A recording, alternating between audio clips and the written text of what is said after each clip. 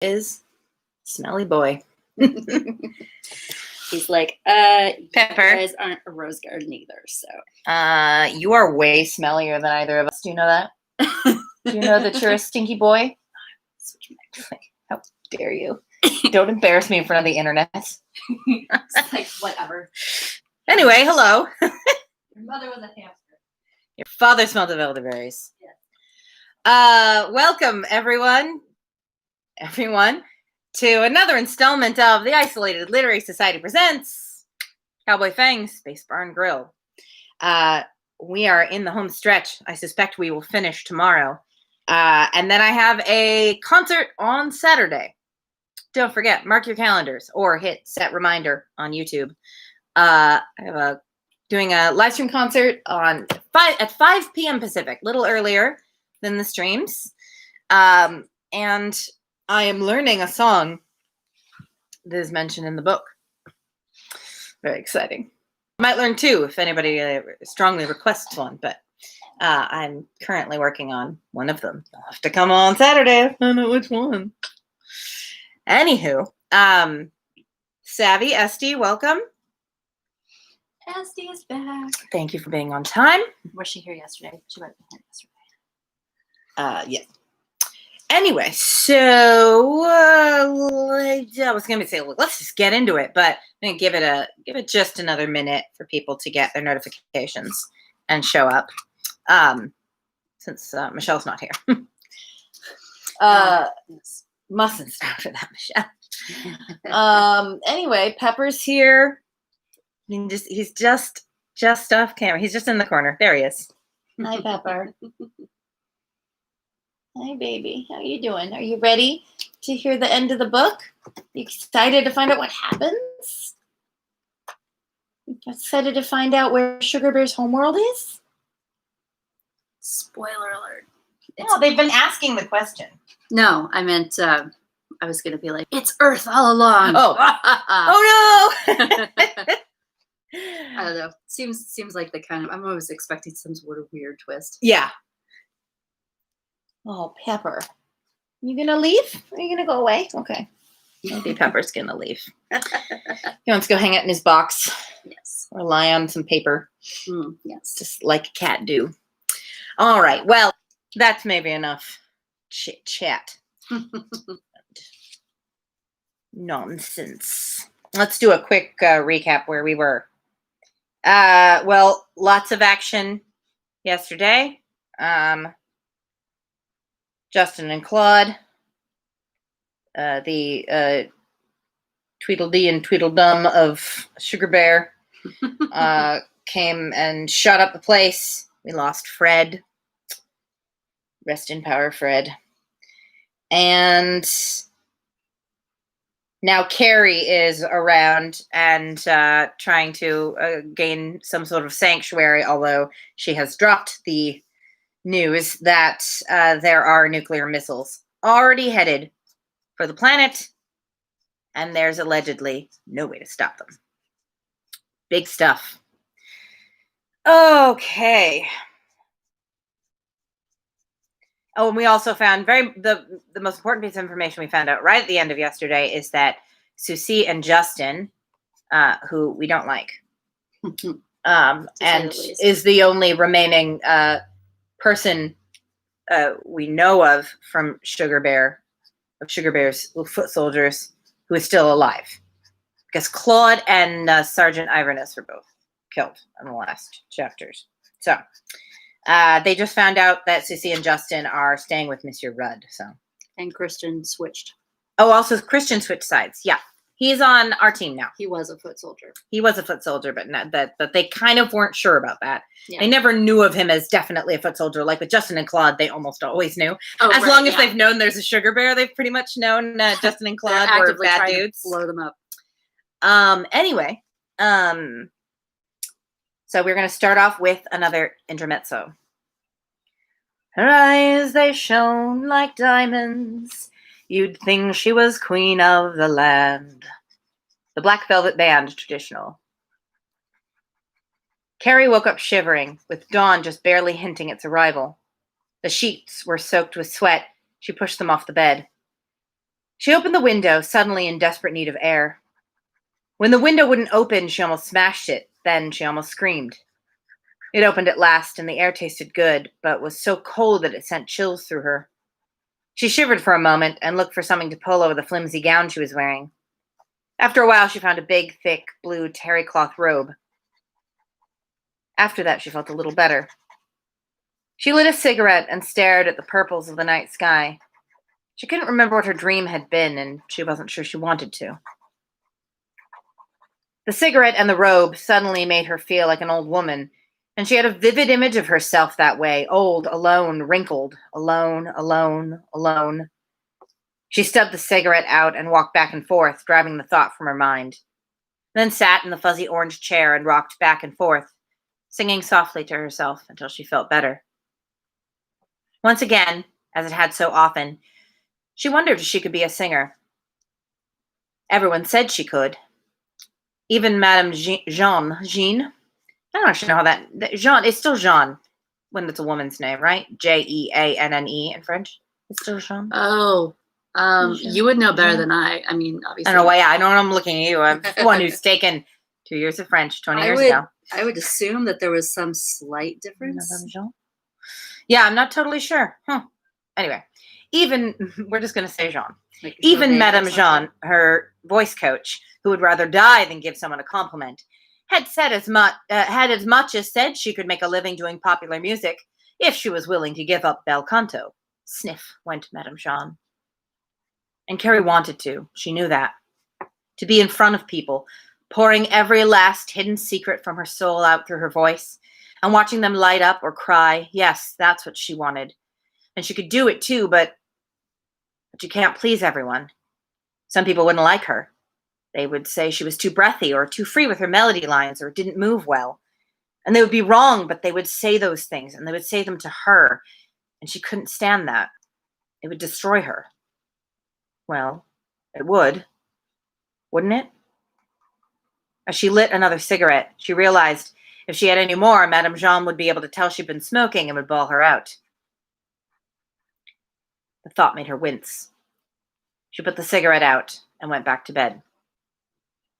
Hi, Erin. Glad you could make it. So there, we've finally gotten a little bit of Carrie to learn her deal. Which makes sense that the thing she fears most is other people's disapproval. Yep. Matches with her behavior in the previous chapter. All right, chapter 15. I'll fight but not surrender, said the wild colonial boy. The wild colonial boy, traditional. Jamie said, you know what I don't understand? What? If Feng came from the future, he must be sending us back or forward to do something that will help him, right?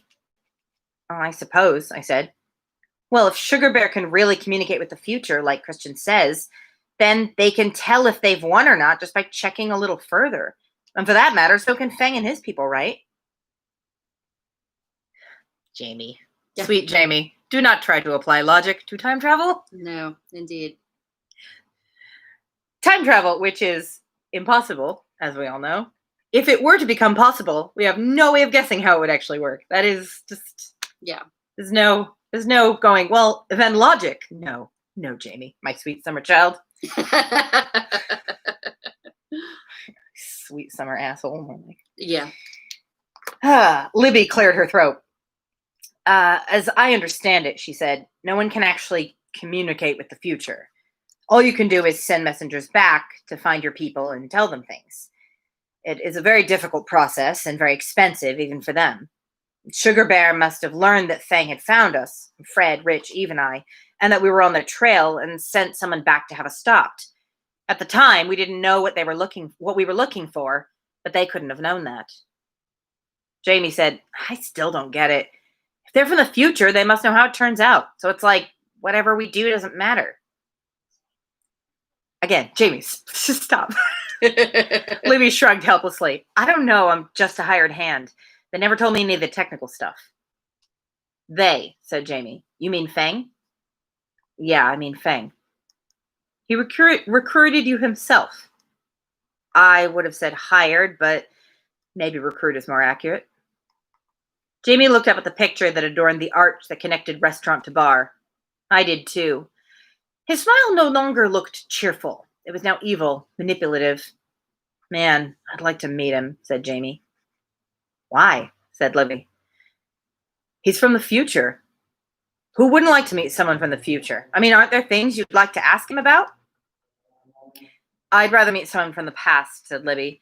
Most of the things I'd like to know from Feng are things he won't talk about. But what's he like? He's a pinhead, said Libby. Any more questions? Shit, yeah. I still don't get it. What about Feng's future? I mean, the future to him. Don't they know how it came out? Libby said, think of this. Time travel is really hard to pull off and risky to the people doing it. They wouldn't send anyone back if they didn't have to. I mean, the guys from the far future, where it's already decided.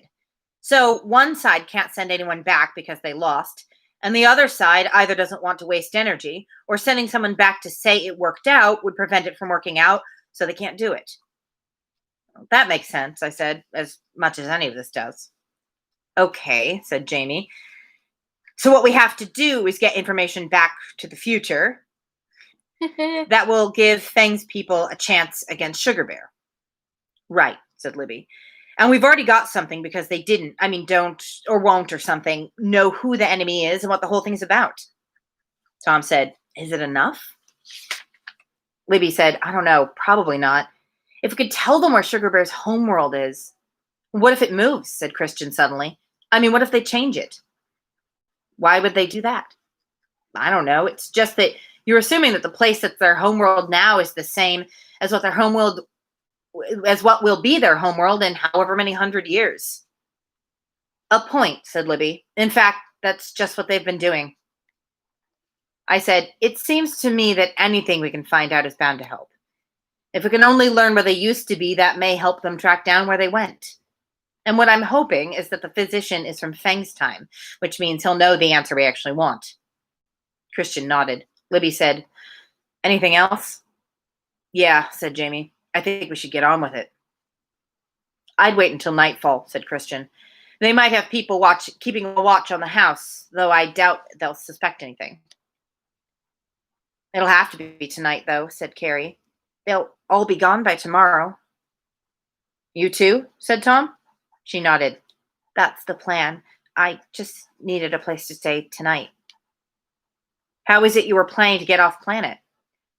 I was supposed to meet them at Monsieur Rudd's tomorrow morning, but he wouldn't let me stay there because they don't trust me anymore. Ooh, poor Carrie. I see. Well, you may as well stay here. Never noticed this before. I don't know if this is a typo or not. We is gonna be busy. Oh. As either a reference to something, possibly like an old folk song, or it's a typo. Who knows? Doing what exactly, said Libby. Or is it too much to ask to come up with a plan? Well, said Jamie, it wouldn't hurt if we had a floor plan for the house. That, said Christian, is not a bad idea. Oh, Lord, I said. I'll do the best I can, but I was only in one room. That's all right, said Christian. We have an expert here. He looked at Carrie. Carrie said, just do it, all right, said Tom. She licked her lips and nodded. Rose found her a placemat and a pen, and Libby began asking pointed questions about the layout of the place. We sat down and drank coffee while they worked. Less than an hour later, we were all looking at the more or less finished product. Well, said Jamie after a while, this does us a world of good. I said, we know where to find the back door anyway. Carrie, are you sure you have no idea where Susie is? She shook her head. One of the bedrooms on the second or third floor. That's all I can guess. Rose said, couldn't he have built a smaller house? He doesn't need that many rooms. Conspicuous consumption, I agreed. Shameful. Well, any ideas? 2 of us go in the back, said Christian, and 3 in the front. There's a certain symmetry to the idea that I like. How do we slip past the guards? We don't, said Christian. We just get up to the wall at night and then move fast. Won't the doors be locked? I said. Right. Anyone have any explosive? Libby got up and left. I said, how about the windows? We could throw something at them. Unbreakable, said Carrie. You'd have more luck going through a wall. All right. I stopped as Libby came back and set down a wooden box. She pulled the top off, and I saw 6 hand grenades lying neatly in packing material, looking like a Christmas present. Fred had these, she said. All right, I said. Next problem? Tom said, do we have any idea at all what we're going to do once we get inside?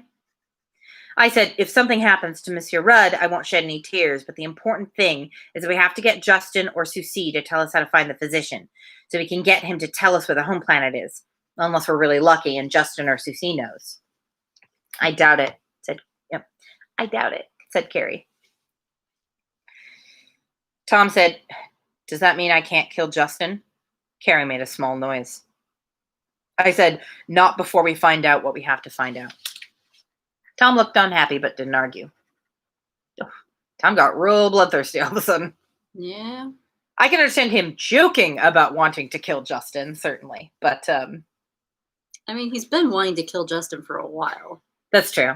But just being impatient. Yeah. Being like, well, yeah, you can kill him. You just don't do it until we get information out of him. And Tom being like, pouting about it. It's like, all right, dude, simmer down. How do you figure to get them to talk? Said Christian. Torture? He looked skeptical. I don't really know anything about torture, I said. I don't know if I could go through with it if I did. Would you like to volunteer? What, you don't have the balls to do it yourself, but you can ask someone else to? Yep, I said. You got it. Can you do it? We were momentarily interrupted by Carrie getting up and making a dash out of the room, either to cry or to throw up. I never bothered to ask. To Christian, I said, I don't know. I have a better idea, said Libby. Yeah? We'll just keep them in the house until they tell us how to find the physician. I think they'll tell us if it's that or miss their ship. Well, then what? I said. Once we know, we come back here, and wherever we jump to next, take it from there. Or if the physician is here on Laurier, we can find him and make him tell us the same way, by keeping him off the ship until he does. I don't know if that will work, I said, but it's the best idea I've heard so far. Oh, hi, Michelle. Glad you could join us. I'm sorry if you missed a little bit at the beginning. If you got here right when we started this chapter, all you missed was Carrie's intermezzo, which is some nice background information about Carrie, but not plot important. Carrie came back and took her seat. Now, wait a minute, said Jamie. Let me see if I've got this. We break into Rudd's house, take over the place, and keep everyone prisoner until Susie or Justin become so scared of missing the boat that one of them tells us how to find the physician. But we make sure to keep everyone in the house prisoner in case they can get help somewhere. Right, I said. If we've managed to do all this, we hope that we can somehow reach the physician and somehow convince him to talk before the bombs fall. Is that really the plan? Well, put that way, it doesn't really sound real workable, does it? No, it doesn't, said Jamie. Libby said, do you have any other ideas? Not at the moment. I said, we better cut the phone lines first, since... Phone lines? Said Christian. What are those? Oh, right, I said. Well, we'll have to try and keep them away from their phones. And Christian, can you get us a car? Rudd's place is a long way into the country. I ran there once and walked back. Took a long time, and I don't think we'll all fit on Rich's bike, though it would be appropriate. Yeah, I know where I can borrow a car. I'll get it this afternoon. And remember, if we do get the information, when, said Jamie, we have to make sure it gets to Feng's before the bombs fall, even if that means leaving people behind. Is everyone clear on that? Everyone was, except maybe Carrie, who just sat there and shook. Jamie cleared his throat. I don't mean to bum everyone out, he said, but this might be the last time we're all together. That's true, I said. Except for Eve. All together. Oh, true. I think he means the band. Oh.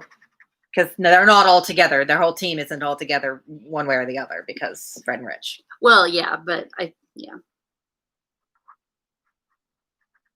That's true, I said. What about it? We have some time to kill.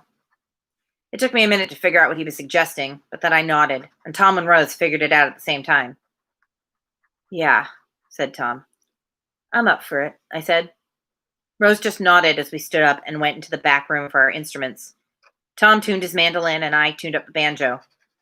We went into the bar and fired up the sound system. We certainly didn't need it, but why not go all the way? Christian, Carrie, and Libby were our audience.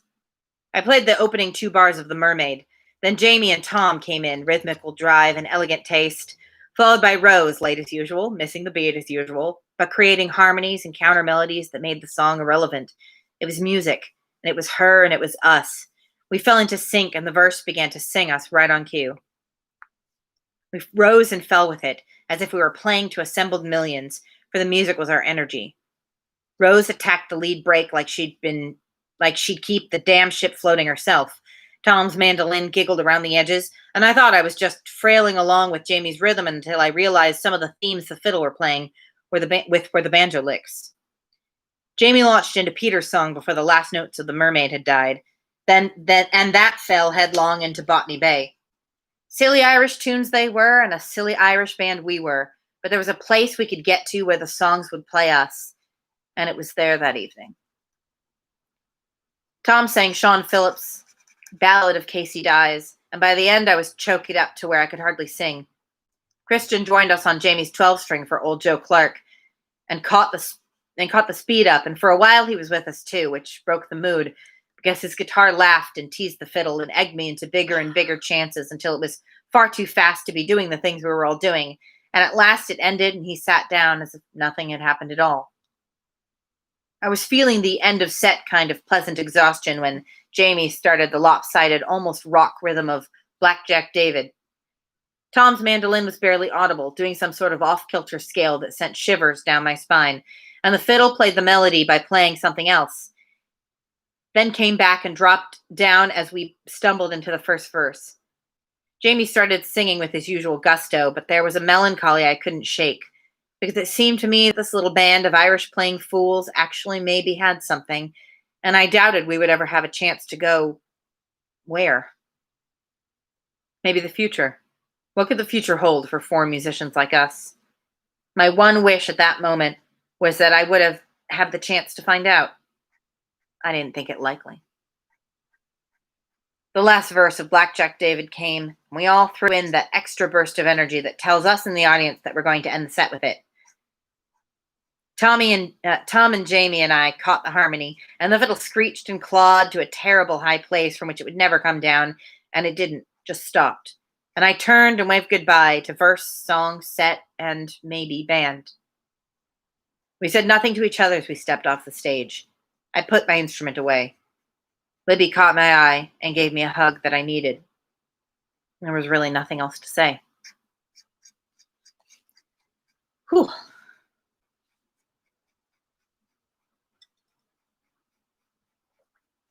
I'm definitely going to have to end this a little sooner than I normally would. Because otherwise there won't be enough to read tomorrow. And it's too much to read today. Yeah. It's definitely too much to read today.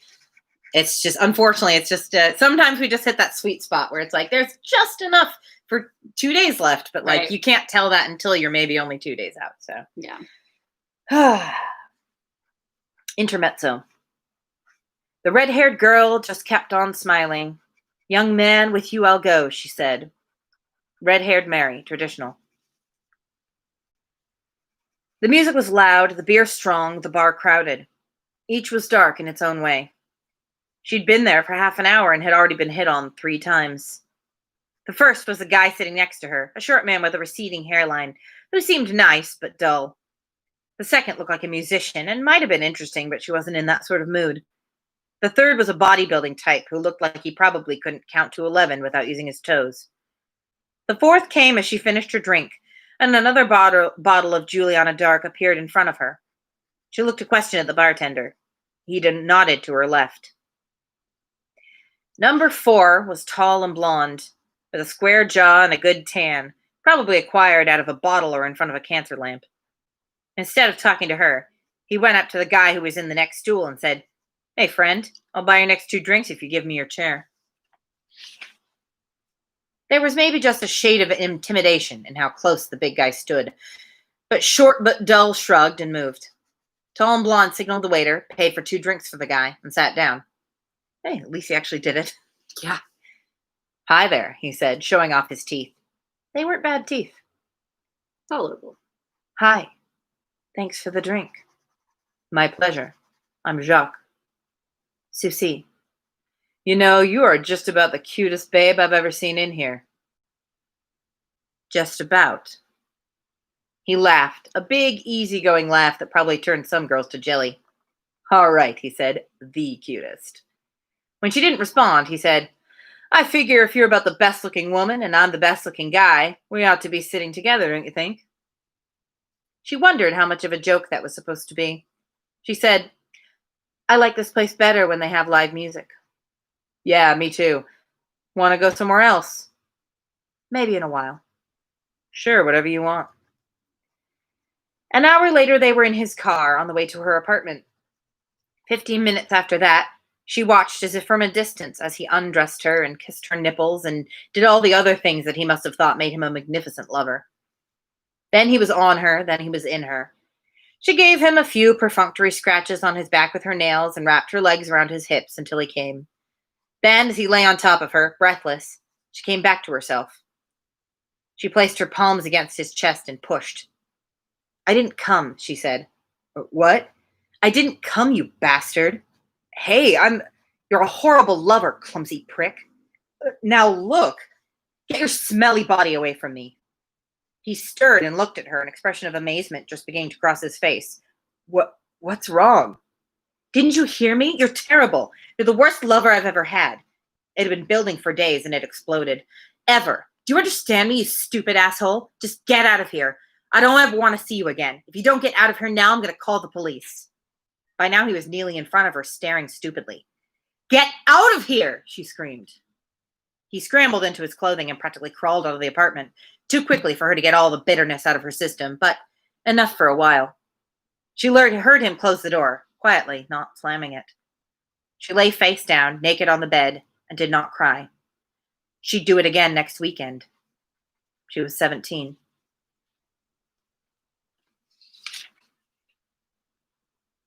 Are we all shocked to find out that Susie is fucked up? She got issues. Not at all. Serious issues. Serious emotional processing issues. We'll put it that way. All right, let's see. Yeah, no, it's that midterm. I'm kind of joking because that intermezzo is pretty dark. We've always known that Susie had issues. That was obvious, but yeah, that's like. Yeah. I also think it's interesting that instead of him trying to be like, with her intermezzo, it doesn't show us that, oh, and she was abused as a child and that's why, or something like that. You know, it's not like here's the tragic event from her past that made her this way. It's just like, look, she used to be potentially worse. Maybe Billy was good for her, ? Whatever you want to, whatever conclusion, you want to draw from that. But I appreciate that he didn't just go like, a woman who's fucked up about love and sex. Clearly, the only point in her past that could have made her this way is rape. So, at least he didn't go that route. All right, let's see. What have we got here?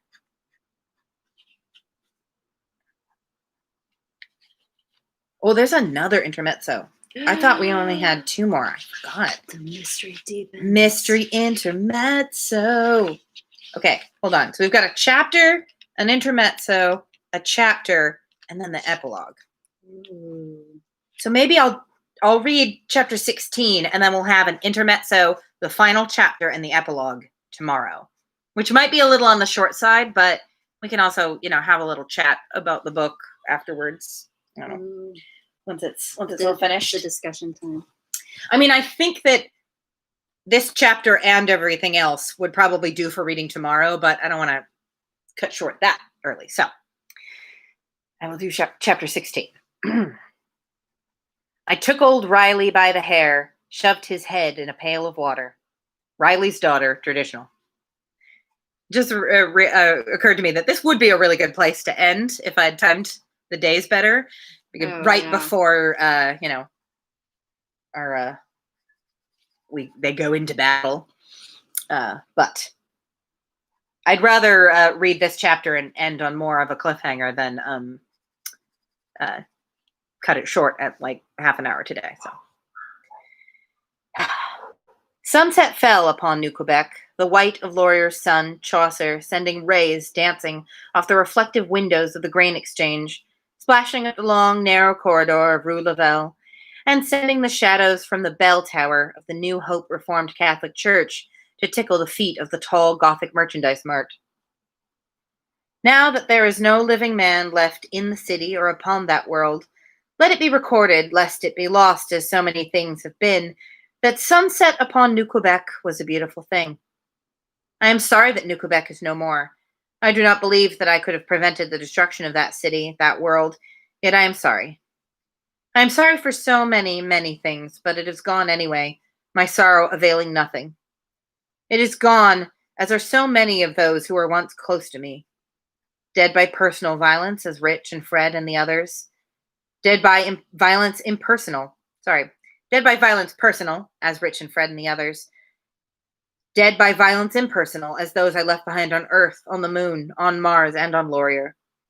Or dead by violence passive, as are all those I once knew who did not come with me across this barrier through which I now examine the ghost of sunset past. What is this quintessence of dust, as the man said, and on bad days I understand why. We put our instruments away, wondering, I guess, if we'd ever see them again. Jamie came up with a box of shotgun shells. He put several in the pocket of his leather jacket and passed the rest of the box to Christian. Jamie's .357 was under his jacket, and he had 2 quick loaders for it in his other pocket. He looked ready. Christian had his pump action and an ankle-length leather coat and a long rider's hat and a cigarette dangling from the corner of his mouth. He looked ready. Sounds like he looked like a Firefly extra, actually. Yeah. Rose had her Derringer in the pocket of her jacket, which was an old one of Jamie's. She took a hit off a bottle of Jameson. She looked ready. Tom's feet were up on the booth across from him. He had 3 spare magazines in the pocket of his CPO. He looked ready. I had the commando knife under my arm of my motorcycle jacket. I carried the canister of kerosene with which they'd tried to burn down Feng's. I looked ready, but it was a lie. Let's go, troops, I said. Just a minute, said Rose. She ran off for a moment and came back with her fiddle case. I just remembered I'm the fiddle player. Right, I said. Are you sure you want to take the chance that something happens to it? Nothing will happen to my fiddle, she said. All right. We walked out the door. Carrie came with us because we didn't trust her not to warn them if left on her own. She stayed next to Tom and looked frightened but resigned. Jamie gave Rose Eve's helmet and took Rich's. They wheeled the motorcycle out onto the street. No one noticed us. Jamie started the bike, Rose got behind him, and they waited for the rest of us. The car was something locally made, solar-powered, and small. Christian drove. The 5 of us fit in it, but without much to spare. On the other hand, comfort was not our first consideration on that particular drive. After a mile, the city was behind us, and we were definitely in a rural area, but it was another mile before we came in sight of the small horse barn that I remembered near Rudd's house. It hadn't seemed this far away when I was chasing Claude or during the walk back. On the other hand, I was pleased that, along with a horse, a goat, and a few dairy cows, he did not keep either turkeys or hogs. I knew the smell of each, and I'll pass, thanks. We stopped the car well away from the house and left the kerosene in it. I didn't know if we were going to use it, but I didn't want someone putting bullets into it in the meantime. Jamie and Rose pulled up behind us and killed the bike. Jamie and Christian went around the back. Libby gave them each a grenade, and Tom explained how to use them. You pull the pin and it's armed, he said. It'll go off when it hits something. If you want to disarm it, put the pin back in. It doesn't have a timer, just an impact detector. Interesting. In case anyone had forgotten, we have established in the past that Tom was in the Navy. In case you're wondering why Tom knows about grenades all of a sudden. Oh, yeah. It's only mentioned the once when they're first given the weapons, and he seems to know what to do with a gun. Right, yeah. And Fred says, "You seem familiar with that weapon." He's like, "Yeah, I used one in the Navy." Yeah. That's it. It's never otherwise mentioned that he was in the Navy. I thought it was interesting. I've never heard of a grenade that doesn't have a timer. It only blows up on impact. But I also am only familiar with grenades via media, like movies and television. They always have timers in those. But well, maybe these are that's why someone modern. Maybe they're. That's why someone throws themselves on the grenade to like save the rest of the bunker or whatever it is, because it will go off no matter what you do. Right. I think that is how grenades started out, at least. Maybe, I don't know if the impact detonator or impact detector ones exist now, or if they're supposed to be if it's a thing he made up for the, or it's supposed to be from the time period. We don't know when Fred got those grenades. That would be an interesting improvement in that particular technology. Okay, said Libby. So you, Jamie, go around back and pull it. When you hear the boom from ours, throw yours. You've got the other one in case you miss the door. You want to be a good 75 feet away, said Tom. Libby said, "Can you hit that, Jamie?" He nodded. Good. If you don't hear ours go off after about 5 minutes, disarm the thing and head back for the car and we'll figure it out from there. Got it, said Jamie. What about Carrie, said Tom. I said, as soon as we toss the grenade at the front door, she can go. How do you know she won't call someone? I turned to her. Will you? No. Her voice was very small. I believed her. Last chance to back out, everyone, I said. Shit, said Christian. Let's get to it, said Tom. Rose said, I want later, said Jamie. Right, said Libby. Meet you in the middle. Sister Goldenhair, said Tom. Buy America, said Christian. I don't know if I buy America being a band that Christian would know about a couple hundred years in the future, but okay, Steve. They walked quietly around toward the back. We crept along the wall in front and waited, giving them a good long time to get positioned. Yeah, Aaron, right? That meet you in the middle. Definitely, I say different connotation for me, as Aaron just quoted the Diamond Rio song. But I'm not surprised these characters were not thinking of Diamond Rio. Also, that song might actually be early 90s. So it might actually be after this book is written. I'm not totally sure. All right. You know, whispered Libby, we should have had them throw first since we're closer. Now's a great time to think of that, I whispered back. Do it. She stood up and threw, and we ducked behind the wall. The sky seemed to brighten, and the wind swept overhead. It was almost quiet compared to the shooting from the day before. Libby took out her pistol. Tom almost already had his ready. Rose stayed behind me. Carrie ran away. We closed on the house where smoke was clearing to reveal a jagged but almost round hole where the door had been. The night was lit by another flash, accompanied by a dull boom from the other side of the house. Tom and Libby fairly leapt through the hole. Rose and I followed more slowly. There were no shots yet, but there was some clattering from a stairway just to our right. Tom walked over and stood at the bottom of the stair, his .45 held in both hands, his elbows bent, while Libby headed for the kitchen. Rose and I waited where we were. Rose was holding her pearl-handled derringer with the ebony dragon's head inlaid. Rudd came charging down the stair and stopped cold when he saw Tom. There was a revolver in his hand, but it was at his side. I held my breath. Tom said, drop that thing or I'll blow your fucking head off. He said it just like that, and I knew he meant it or would have done it, and that chilled me, though why it should is a mystery. Rudd dropped the gun, and I breathed again. Tom said, get down here. Libby came back and said, this must be Monsieur Rudd. There was a heavy note of irony in the way she said, Monsieur. That's him, I said. Well, she said, we'll just wait here. I said, Rose, you stay with Libby and watch Rudd. Tom and I will go upstairs. We did this thing, creeping up the stairs and bursting into rooms like Starsky and Hutch, except that I didn't have a gun. The first room we burst in on I thought was a bedroom, but eventually realized it was a walk-in closet. Tom said, do you have the map? Map? The floor plan Carrie made. Oh, right. I dug it out of my back pocket and unfolded it, oriented it, and said, we're here. I don't want to look. Just tell me which way. Next door on the right is a bathroom. I don't have to go. Man, I said. The bathroom, or rather the bathroom suite, could have fitted a king-size bed. Everything was done in ornate brass, and there were frosted bulbs around the mirrors and blue carpeting. Scary. The first real bedroom was very big, very plush, and had bright yellow curtains, a bright yellow canopy on a big round bed with a bright yellow bedspread, pale yellow walls, and a comfortable-looking black chair in the middle of the room facing the window. I shuddered, and we moved on. From down the hall, Jamie called, Billy? Over here, I said. Okay, don't shoot when we come around the corner. Good idea, that warning, if Tom was half as jumpy as I was. Jamie came around a bend in the hall and said, Christian is downstairs with Libby and Rose. I thought you might be able to use more help. A splinter of wood hit me in the face, and I heard a shot from very close by. Tom knocked me down while Jamie's gun made very loud noises. I stayed where I was till I heard scuffling sounds and get out of my way and look out and more shooting, then stillness. Tom let me up. I said, what the fuck? Justin, he said. There was more shooting from the floor below. Tom went over to a window and his back tensed. He's getting away, he said.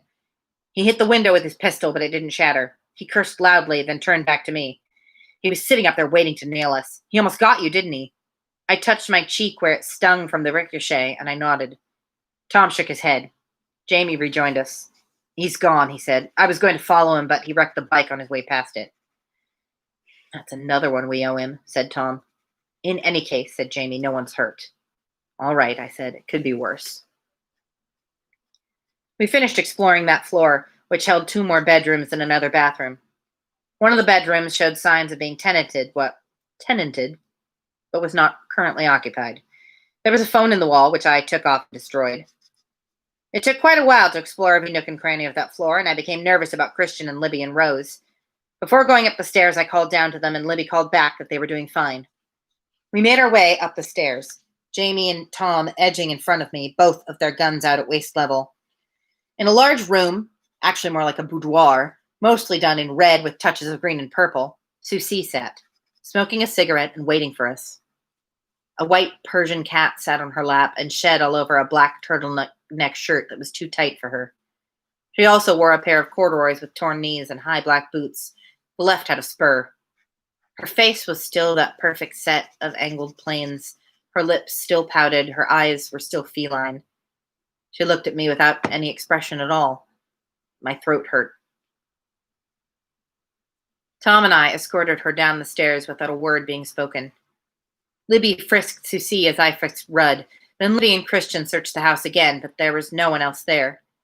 Tom held the prisoners under guard and kept them from speaking with each other, while Jamie and I found some wood and hammer and nails and sealed the front door so it would be harder for them to escape. We also made sure the windows wouldn't open. At last, all gathered together in the living room for some private conversation. I was glad that we had the guns. Well, I said, I suppose you're wondering why I've called you here today. Susie rolled her eyes. Monsieur Rudd had the grace to smile. I continued. There is a particular piece of information that I'm looking for. When I get it, we will leave you alone. Until then, you will all be staying right here. If it takes until the missiles come, then I shrugged. We'll all go together when we go. Ah, said Rudd. You know about the missiles. Does that startle you? I suppose not. Tell me where Sugarbear's home planet is. Tell me and convince me you're not lying, and you can go. He said, You tell me something. It can't hurt, since we're all to die together in, 12 hours? 24? Just what was it that you had on me to keep me from killing you here the first time you came in? I laughed, glad he'd asked. Nothing. I was bluffing. He sighed. I suspected that. Well, good for you. Well, not to be melodramatic, but I am willing to die. Well, not to be melodramatic, but I am willing to die for the cause, as it were. And in any case, you ought to be aware that only the physician himself has that sort of information. Well, where's the physician? That is difficult to say from one moment to the next. This city, another. This planet, another. Who can say? I see. Well, we'll give you some time to think about it. All of you take Susie and Monsieur Rudd away and keep watching them. I'd like to let them sweat for a while and contemplate their sins and probable futures. Keep them in separate rooms, though. Jamie, go get the kerosene from the car in case we need to stay warm. They left without a word, and we began to wait. We worked in shifts, changing places every hour. Watching the front and back doors, well, holes, actually, in case Justin chose to return, watching Rudd in the kitchen or Susie in the sitting room. There was little conversation among us, and our prisoners said nothing at all, except occasional requests to use the facilities or to have water, which we granted. Each hour moved more slowly than the last, but I didn't start getting nervous until I realized the sun was coming up. I met Jamie in the hall between the kitchen and the sitting room. He said, "How you doing, bro?" "Tired, but still alert. You?" "About the same." "Is Rudd looking at all frightened?" "No." "Susie?" "Nothing." "Shit. I don't think we're going to be able to break them this way. Let's try a little longer." "All right." An hour, 2, 3, still nothing. The missiles were rushing toward us. We were accomplishing nothing. Should we have told news services? Would they have believed us? Would any good at all have been accomplished if we had? I didn't know. I still don't, but it was something to torture myself with. 3 times I went in to talk to Susie, and her only communication to me were the expressions of scorn on her face. The 4th time I sat facing her, it was well after noon. We sat in the same pair of chairs that Rudd and I had occupied earlier at the same oblique angle. I did not offer her brandy, nor did I offer to light a fire.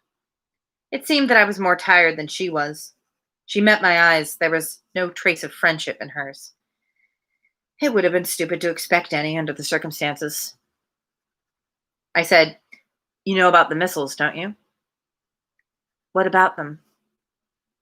"It doesn't bother you that this whole planet is about to be rendered unfit for human life?" "Should it?" "There are 4 major cities on this planet and a total population of almost 250,000 people. It doesn't bother you that these friends of yours are going to kill them all?" "Why should I care? What have they done for me?" "I can't believe you mean that." "Well, that's your problem, isn't it?" I groped for words like a blind man searching for his stick. I could tell her I still loved her and it would be the truth, and she wouldn't care. I could tell her that humanity needed her, and it would be the truth, and she wouldn't care. I looked at her and hurt and tried to keep my feelings off my face. I finally said, "You're going to die, you know. We aren't going to let any of you go until we find out what we need to know." "What do you mean, need to know?" "We believe Sugar Bear has a specific homeworld. We have to find it." "Why?" "So that in the future we can—" "No, I mean, why do you care?" Uh, Seems like a pretty weird question if you ask me. "What's so weird about it? Why should you care what happens to people you've never met?" My mouth opened and closed a few times. Then I said, "I don't really know. I guess I was just brought up that way. Why is your friend the physician working so hard to destroy humanity?" "To save us from infection by the rest of you." "Who is us?" "Those who belong." "How does someone get to belong?" "By being born into it or else selected." "And all these people have as a goal—" "Don't talk about our goals." "Whatever you want. But tell me, is a physician crazy to be working so hard for complete strangers?" "They aren't strangers. They're his people." "Well, then, the human race, all of us, are my people." "What crap." "Sorry you feel that way." "All of humanity except us, right?" "Right," I said, "except for you who are trying to kill the rest of us. You can rot in hell." At last she said, in a very small voice that reminded me of Eve's, "We're trying to protect ourselves. You could look for a cure instead." "We're doing that too, but—" Her voice trailed off. She said, "Do you know what I had to go through when they found out I'd made love to an outsider? The tests, the questions, Then why the hell did you?" "I was in love with you." I don't know what hit me hardest there, the in love or the was. I said, "Why did you stop?" "You tried to make me tell you about—" "Never mind, it doesn't matter." "It does, though. That's the whole point. Do you know how hard it was for me to ask you those things? I hated it. But I had to. There came a loud thump down the hall. It sounded like an explosion. I felt a sinking feeling in the pit of my stomach. Tom and Christian came running past me, and soon I heard the distant echo of shots. Then I heard the sound of automatic weapons. Well, I said, sounds like Justin's come back with friends. I took her by the wrist. Let's wait in the kitchen. It doesn't matter, she said, standing up. Christian and Tom came back into the room. Get moving, said Christian. Right, I said, and led Susie faster. Christian came along with us. And as I was about to turn down the hall, I took a look behind, and in that moment he emerged, Justin, holding a machine pistol. He ignored the weapon. He ignored the gun that Tom had pointed at him as he leveled the weapon at me and fired. It sounded like a continuous explosion then, with slight variation in pitch and volume. Just as it began, someone knocked into me from the side, and I fell against the wall. Presently, I opened my eyes. Justin had evidently taken several hits from the .45, all of them in the head. It was very ugly. I looked at the floor next to me, and what I saw there was even uglier, perhaps because she was still alive. I knelt beside her, too stunned to cry or be sick. Why did you do that? I said or screamed. You stupid idiot bitch. Why did you do that? I reached for her hand and encountered a mass of torn flesh. It was almost more than I could stand, but she was too far gone to notice. I didn't know how she could still be alive with the machine pistol had done to her. She said, Rudd, and coughed up a great deal of blood. There was a wound in her right cheek, and I could see cracked and broken teeth through it. She said, Rudd, physician. Rudd is the physician, I said. She nodded and shuddered. Her left hand reached for me, but never made it.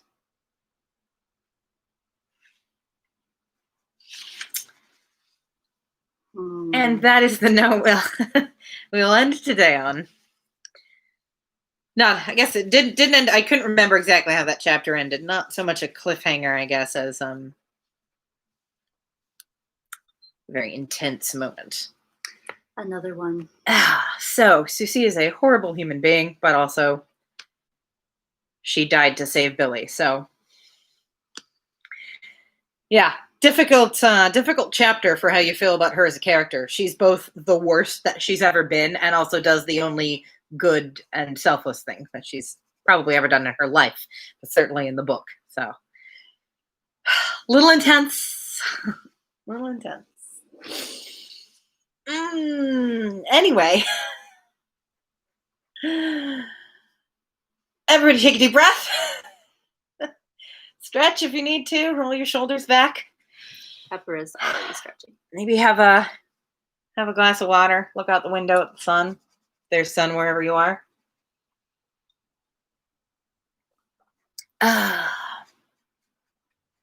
It's not going to get better, you guys. Sorry to say. I think it's interesting. I've never really thought about it before, but reading it to other people, I'm constantly thinking about, knowing how the book ends, I'm thinking about how you guys will be perceiving it. And I never thought about it before, I don't think, but it's interesting how he started that chapter by establishing that they are not going to save the planet from the nukes. That is not what's going to happen. Which, it was already clear that wasn't their plan. They weren't like, but we have to save the planet. They already had the view of like, we have to do what we were sent here for from the, and so we can get the information so we can save the future. Right. Since we cannot save the present. But anyway, I was just thinking, on a lot of books, you might think, but they're also going to save New Quebec, right? Like they're going to save Laurier. Surely. They're going to save the world. Anyway. So it's interesting that he starts that chapter by establishing that, by saying, he is expressing from a point of view of some point in the future, at least from the future of that point in the story, that they were not able to save the planet. So anyway, interesting that he went there at the beginning of that chapter. So anywho, I hope everybody is okay. I hope everyone's having a good day, other than the end of that chapter.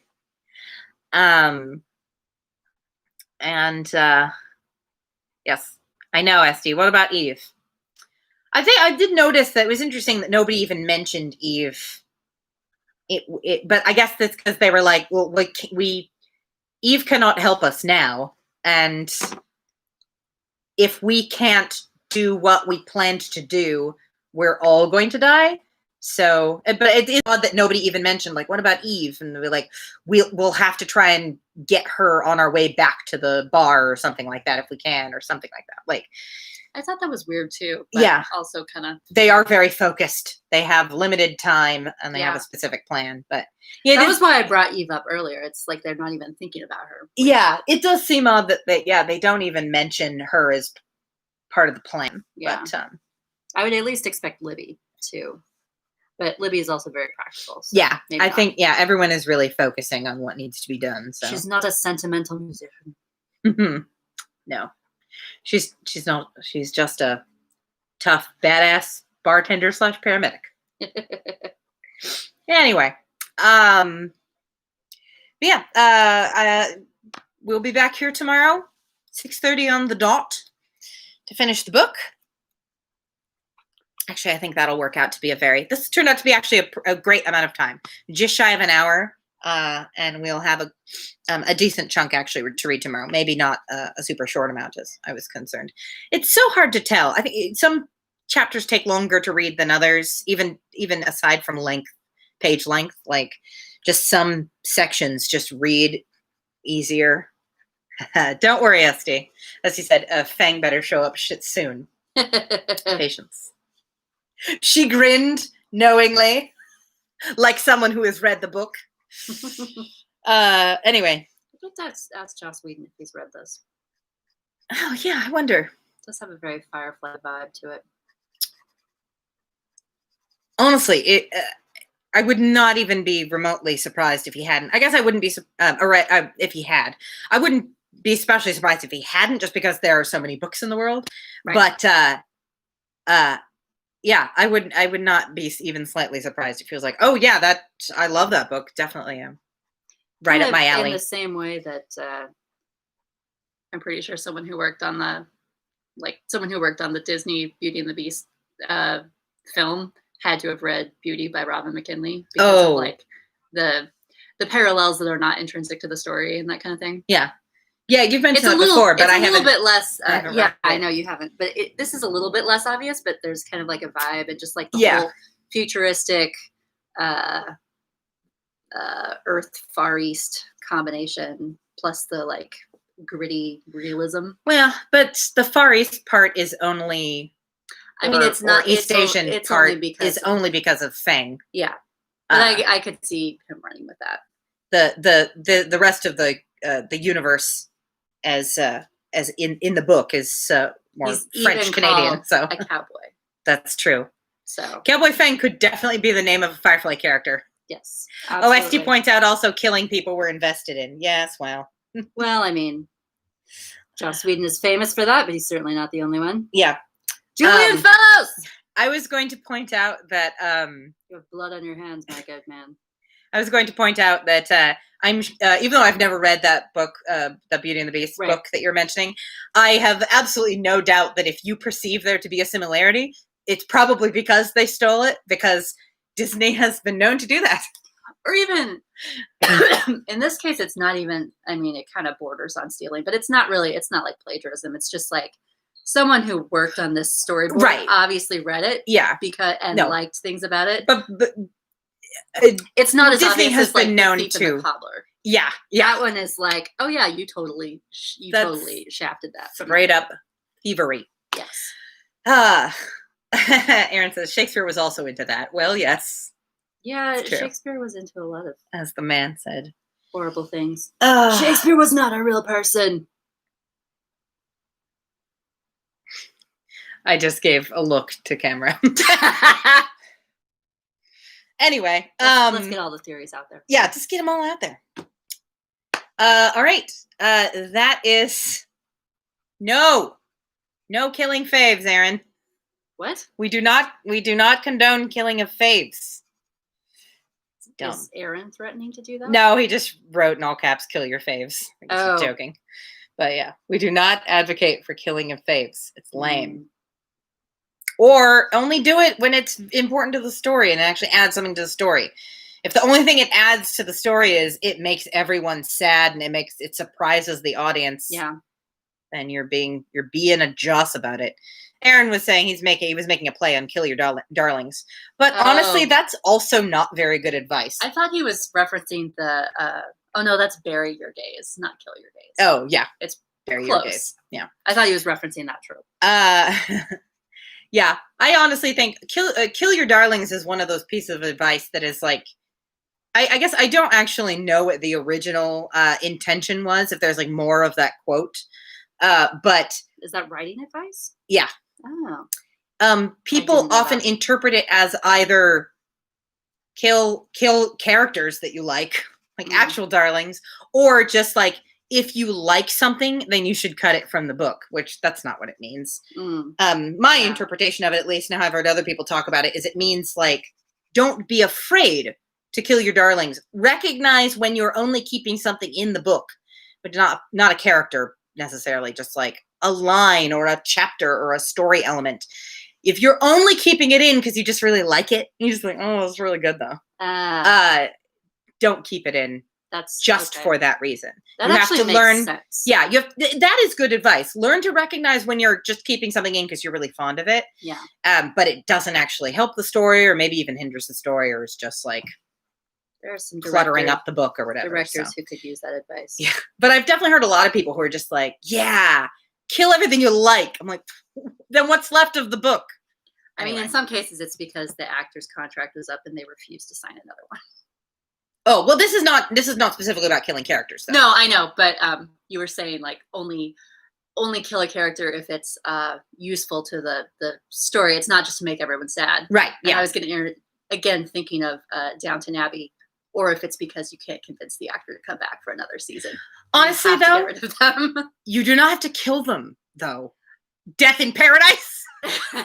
That is true. If an actor wants to leave the show and the character has always wanted to leave the place the show is set, yes, and the tone of the show is generally light and comedic, if it makes sense for you the don't need to kill them another way. You don't need to fucking kill them. Jeez. Anyway, we're off topic now. I'm gonna wrap it up. Say goodbye, everybody. I will see you tomorrow at 6:30 p.m. Pacific on the dot to finish up Cowboy Feng's Space Bar and Grill. I have quite a few songs to add to the playlist tonight, but I will try to get all of those on there. Yes. And also, please, if you would like to request a specific song from the book for me to learn for my show this weekend, let me know. Ooh, I'm already working on one. The Agricultural Irish Girl. Oh, okay. Carolyn has requested the Agricultural Irish Girl. So, Michelle already made a request. She requested Mad Tom Bedlam. If anyone else has any other requests, I will consider them. So, good night. Tom Bedlam.